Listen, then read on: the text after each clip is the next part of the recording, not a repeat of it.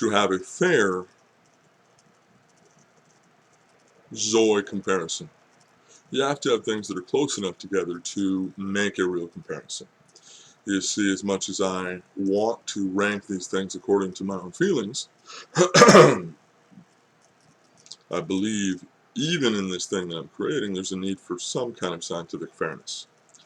And that is, as we get, we have to be able to. So first of all, there's no point in comparing two friendships if one is on your closest tier and one is on your least close tier.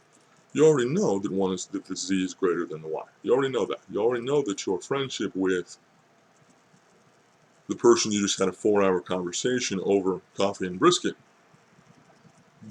is a more valuable relationship, more valuable friendship to you than your mailman. Even though you and your mailman might exchange cards on Christmas.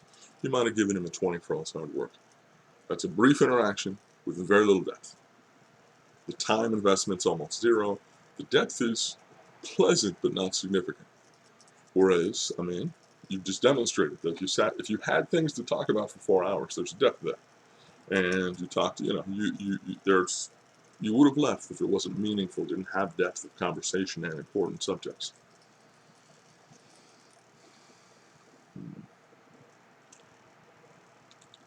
And so, anybody on the same tier is going to have similar amounts of depth, similar amounts of time.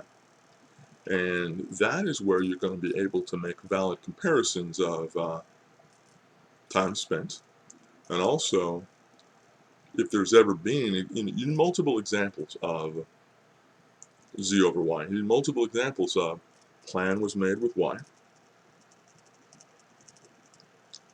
Z became available, plan was broken with Y to create new plan with Z.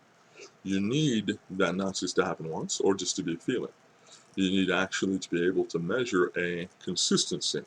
Now, they didn't do anything wrong, as far as how we describe this behavior, other than unless we want to improve the morality of our human interactions, the ethics of them.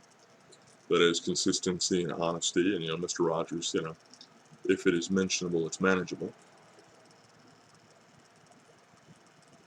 Then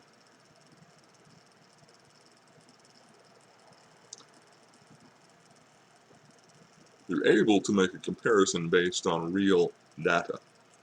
That is, if you're able to, I think you need a track record of 5 or 10 times to be able to say, well, I definitely did this, or they definitely did this. Once could be a coincidence, once could be occasionally even most rational personality types get this little like wild hair in their, bonnet, a little bit of grit in their oyster, and they just do something. And they just do this thing. And I do think that is often to do with the phenomenon of I want real close personal friendships to satisfy my internal friendship needs. And because the person in question wasn't available, I have these backup friends that I don't think I care about as much as I care about my Z friends, but I have those friends and I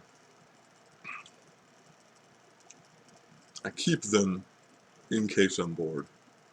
In case the people I really want to talk to are finally available. Now that's going to hurt their feelings, truly, which is the thing we kind of brush under the rug. Oh, it doesn't matter if hurting people's feelings. They say sticks and stones will break my bones, but words will never hurt me. I assure you the opposite is true. I assure you the opposite is absolutely true. If anyone's ever seen me in real life,